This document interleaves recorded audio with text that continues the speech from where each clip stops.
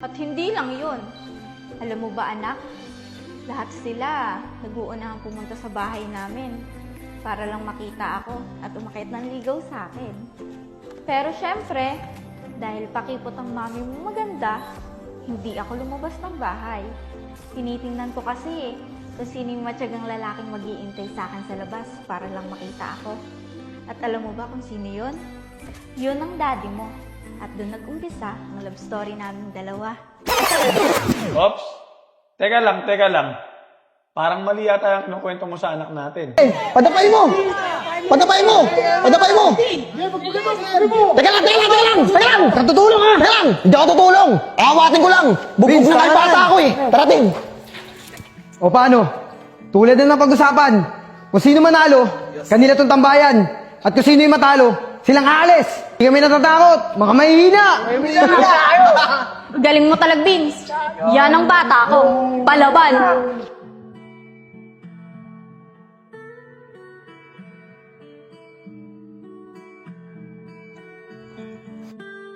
Kayo nga sa susunod, huwag niyo ako susunduin sa bahay namin. Kaya ko sarili ko. Ano ka ba? Nag-iisang babae ka sa amin. Kayo yung prinsesa namin eh. Kaya kailangan namin sunduin. Parang minamaliit niyo naman yata ako niyan. Kayo nga sa susunod, huwag niyo ako tuturing na babae. Mas lalaki pa nga akong kumilos sa inyo eh. Hindi naman sa minamaliit ka namin. O sige, huwag ka magalala. Hindi na mauulit. Tara na.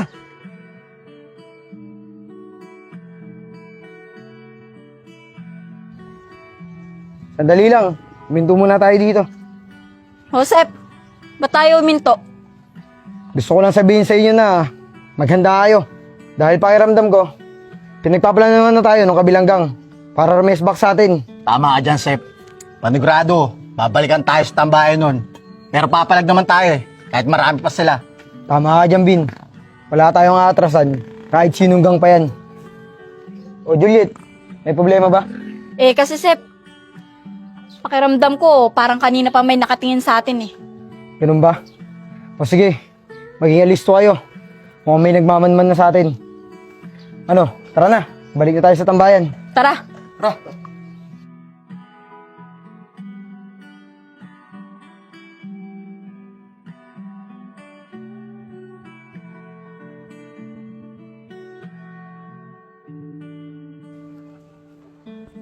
May nakakalam ba sa inyo? Kung nasaan si Sedi? Kanina ko pa siya hindi nakikita eh. Kuya Enad, baka naduwag na, kaya hindi pupunta rito. Malabo yan, Enchong. Kilala ko si Sedi. At kahit kailan, hindi siya naduwag. Tama si Kenad. Dito ako si kay Sedi. Kaya Enchong, huwag ka magsasalita ng ganyan. Ayusin mo yung bibig mo, Enchong, ha? Opo, Kuya Enad, pasensya na.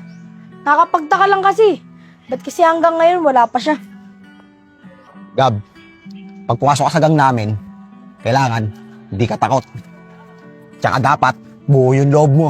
Oo, Sed. Buo loob ko. Kahit subukan mo pa ako eh. Sige. Nad! Tara! Oh, ayan na pala si Sedi. At may kasama pa. Nad!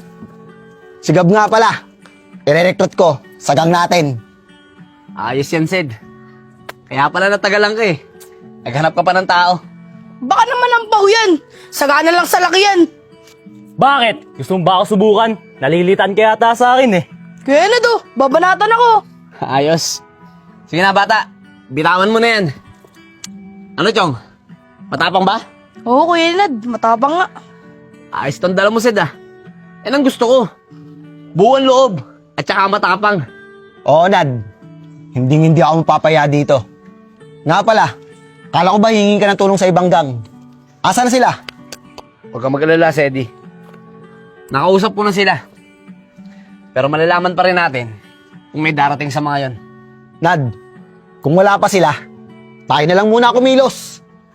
Para may nagagawa na tayo. O sige, tara. Negro, yung bata, akin na. Oh, kaya na to. Tara.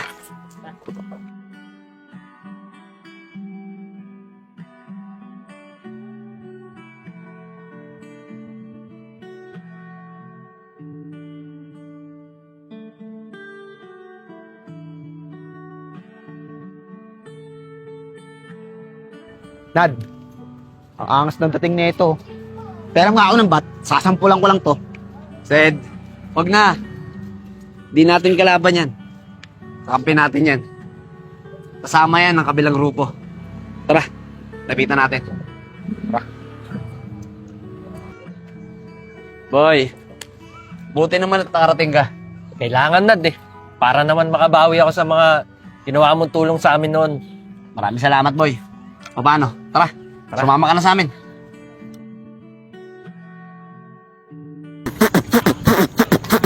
Halika na't pasukin natin ang mundo ng laro. May kosa mas matindi pa sa mga egoy at kano kapag bumanat sa mic. Katumbas ko'y ilang tumbok sa akin dila na hindi na magbabago ng tumbok. Hinasan ng panahon, kasabay ng beat pa kong estilo at inilapat ang mga letras intigas ng iskudero at ilang kwentong barbero na akin natanggap. Ang masapawan ng pangalan ko kay hirap matanggap. Ako yung bata na gustong gawing bataan ng veteranong naturingan utak ay walang laman. Tol, anong oras na ba? 4 na, tol. Tama-tama. Nakatambay na sila doon. Mga tol, makapalaban tayo ngayon ha. Mga bata, kumuha na ka ng bato. Re-resbahan natin sila.